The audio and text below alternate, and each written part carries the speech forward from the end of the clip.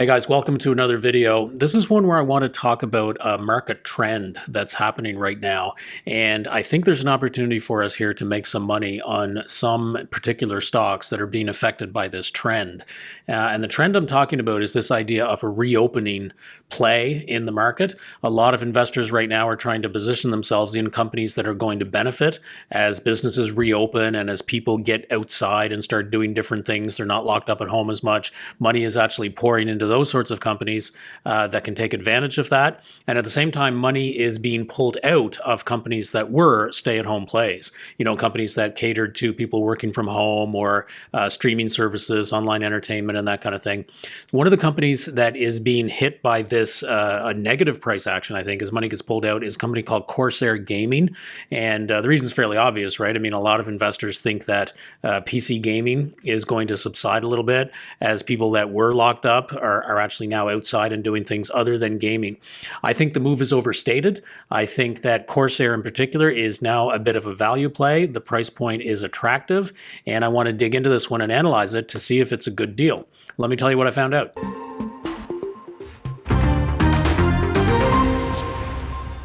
So Corsair has actually been around for a little while. They've been a private company for a lot of years, and last year they went public in September.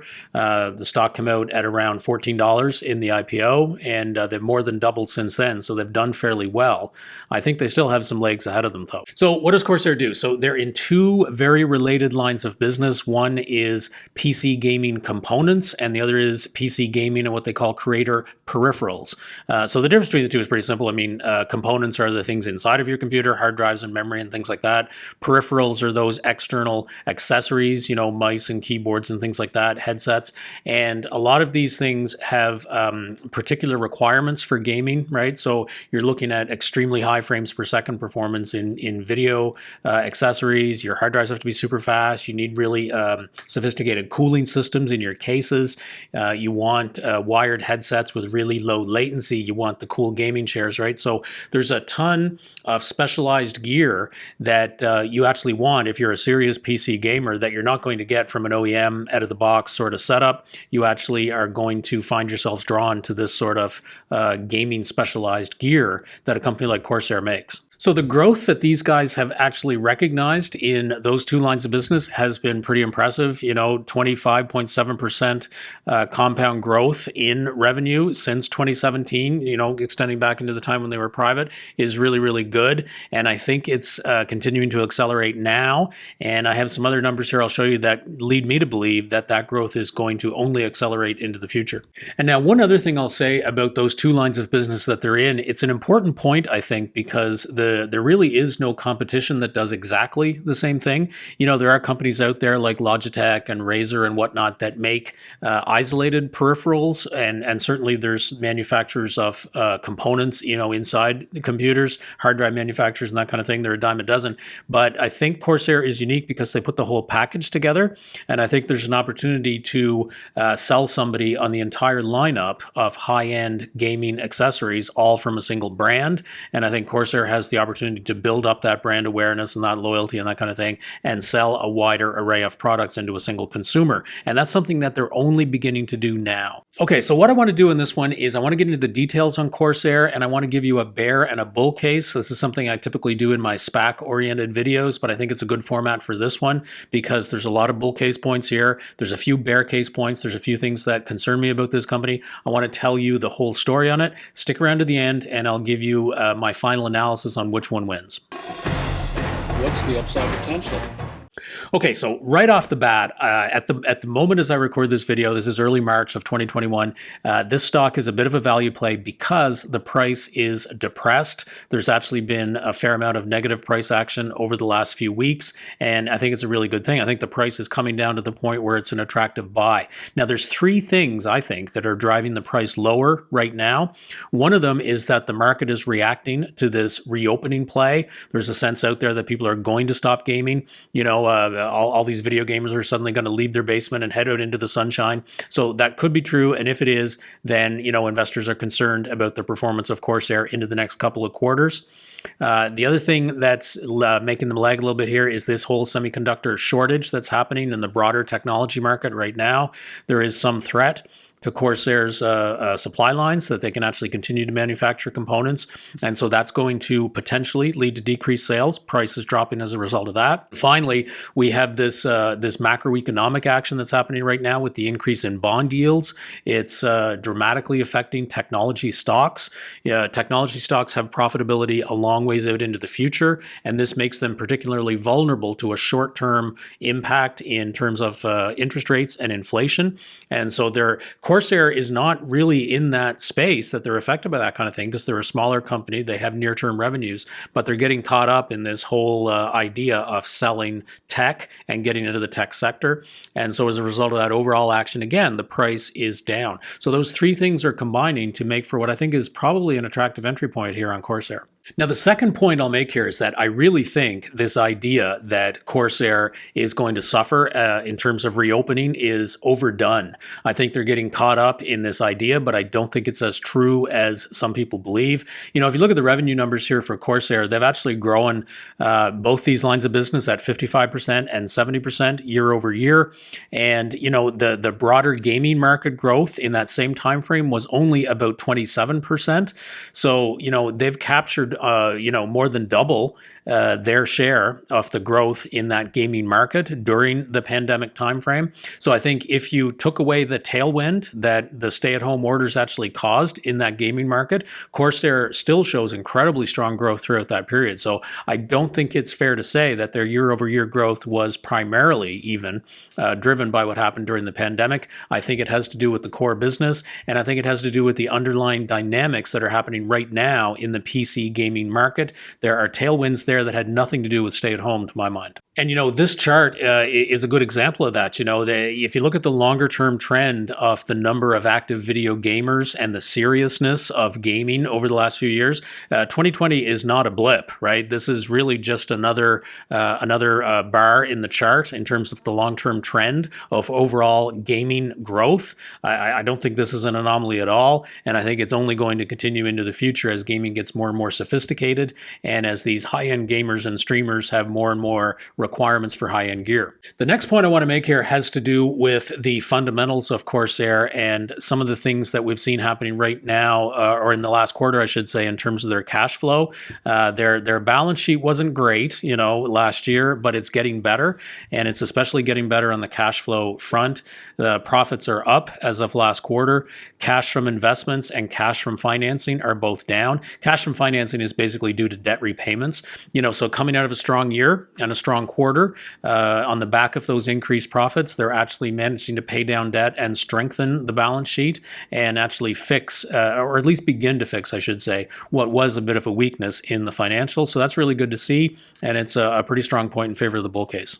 The next point I want to make here is the tailwind that Corsair is experiencing and will continue to experience from the rise of streaming. So this is not just about gaming, right? So, spectating or watching video gamers through streams, Twitch and all this kind of thing, it's more and more popular.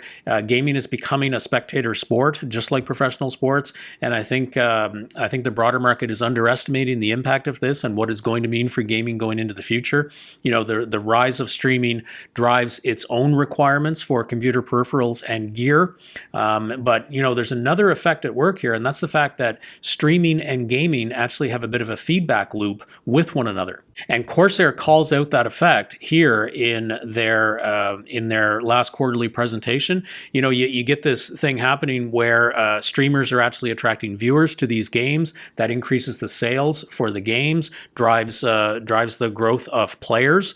Those folks go out and actually spend more money on gear, which, again, drives the profitability of streaming and all of the revenue that's associated with that. So there's a really effective feedback loop that's going on right now between gamers and streamers that's driving overall growth, and Corsair is absolutely benefiting from this, and that's a trend that I don't see reversing anytime soon. It's growing strong. And the last point I'll make here in the bull case is that I think the market doesn't really get the potential for viral marketing and influencer marketing marketing that Corsair is taking advantage of. You know, they're getting out there and they're tapping into social media, influencer-based marketing for gaming hardware, you know, and they're getting into the ability of actually buying advertising time and spots on these streams and within these games, and the price point to acquire those eyeballs is actually pretty attractive. You know, the media buys for events and social media and influencers that have to do with gaming are still quite reasonable. So I think that Corsair is in a great position to take advantage of this. Let's talk about risk. Okay, let's take a look at the bear case. There's a few things here. Right off the bat, I'll say that there's a difference here between the hardcore gamer and the casual player. The casual player is probably not, to my mind, going to lay out a lot of money on high-end gaming gear. You know, it doesn't make sense. And I think that the conversion rate of casual players to hardcore gamers is really hard to predict.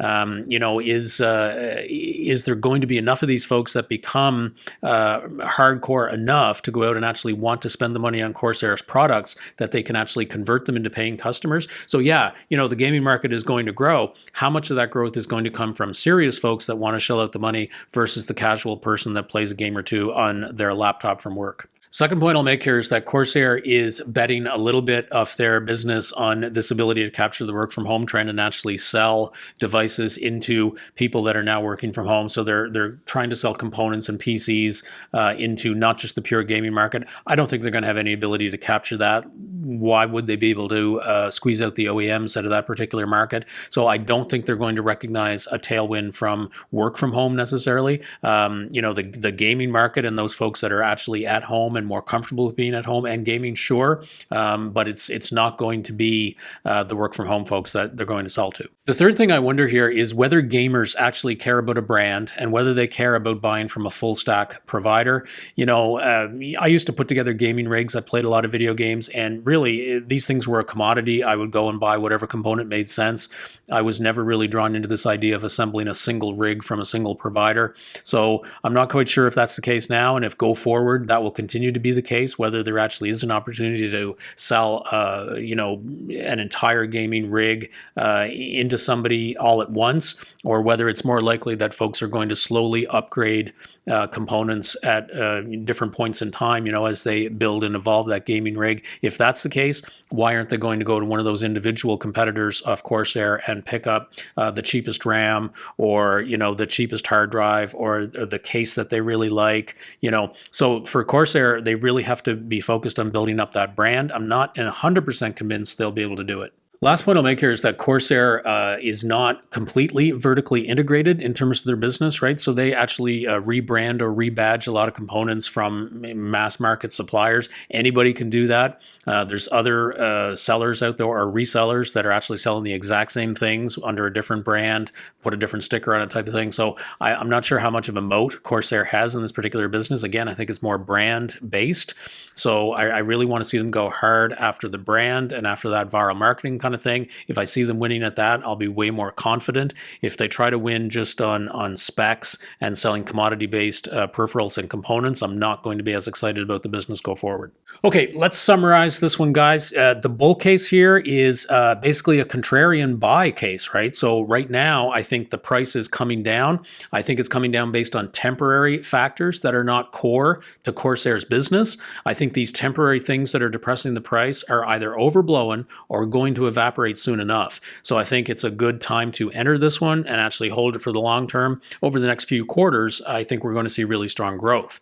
On the bear case, it's based on Corsair's ability to capture a large part of that gaming market. So far, they've been able to do it. Are they going to be able to do it, or will people actually lose interest in this expensive gear into the future? And who knows, you know, maybe the big money is actually right, that the reopening is actually going to cause a dramatic hit to Corsair's business.